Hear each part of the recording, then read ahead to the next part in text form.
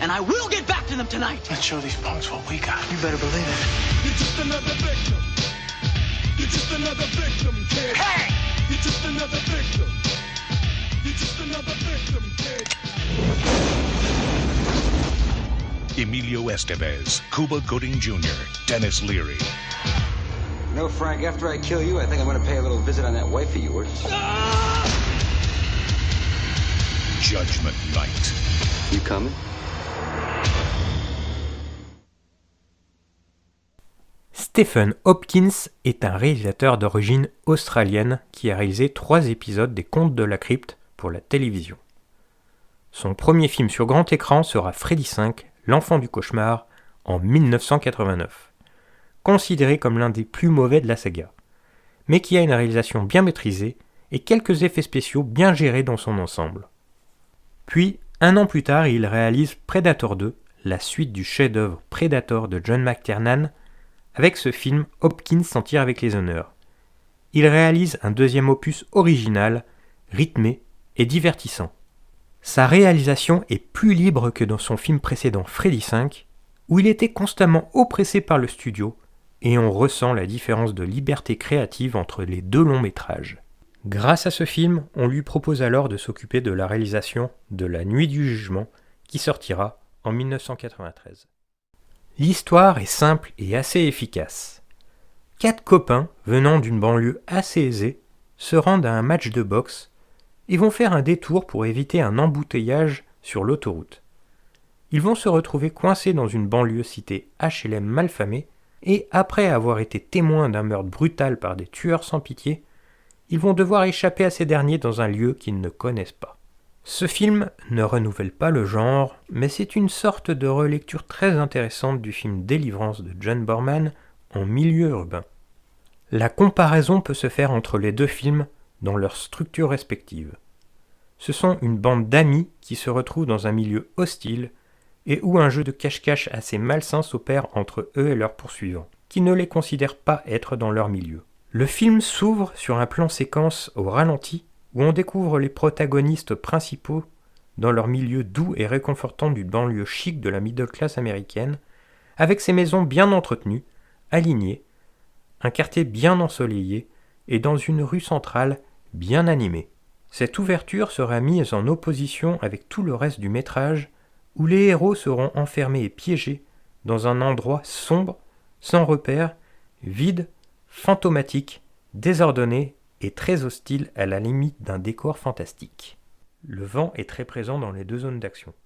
Une brise légère fait virevolter les feuilles sur le gazon bien taillé dans le quartier chic, et un vent un peu plus violent qui fait voler les prospectus et autres déchets éparpillés dans la banlieue désaffectée à proximité des protagonistes.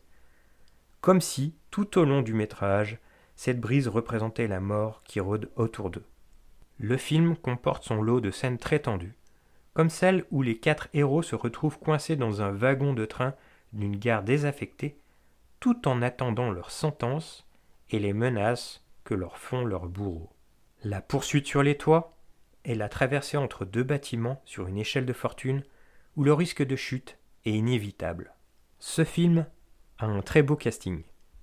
Ces 4 héros sont composés des acteurs Emilio Estevez, qui joue un bon mari et père de famille, sorte de leader dans cette bande de potes. Cuba Gooding Jr. joue le bon copain plutôt cool. Stephen Dorff, encore un peu méconnu à l'époque, joue le petit frère du personnage interprété par Emilio Estevez. C'est un personnage de rebelle qui montre quelques faiblesses. Le dernier copain de la bande est joué par Jeremy Piven, qui lui est un personnage assez narcissique, déjanté, avec un certain bagout, mais qui a un manque de confiance en lui par moments. Le chef des tueurs qui poursuivent les 4 héros, Fallon, est interprété par Dennis Leary, qui livre un jeu des plus convaincants dans un rôle de tueur psychopathe absolument jouissif et qui est un personnage qui manie l'ironie avec délectation. La bande originale du film à tendance rap et rock a été composée spécialement pour le film, mais tous les titres de l'album ne sont pas forcément intégrés dans la bande-son du film. Cet album est composé de 11 duos réunissant le meilleur des groupes rap et rock du moment. Slayer, Ice-T, Cypress Hill, House of Pain, Pearl Jam, en passant par Run DMC. Cet album a une très bonne réputation auprès des amateurs du genre et a été récompensé. Le très bon thème musical du film est quant à lui composé par Alan Silvestri, qui avait travaillé sur l'excellent thème musical de Predator 2, et quelques notes sont reprises et sont quasiment identiques à ce dernier, mais ajoutent à la tension et accentuent la traque oppressante en milieu urbain, qui sont deux thèmes identiques aux deux films. C'est un thriller très sympathique, prenant et sans temps mort, qui mérite amplement d'être découvert ou redécouvert, et qui est un film majeur dans la filmographie de son réalisateur.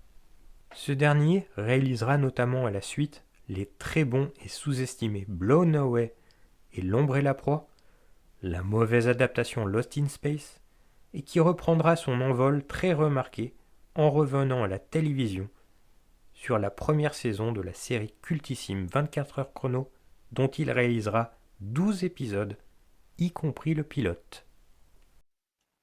N'oubliez pas de liker, de commenter et de vous abonner. Et à bientôt sur l'Entre du Ciné.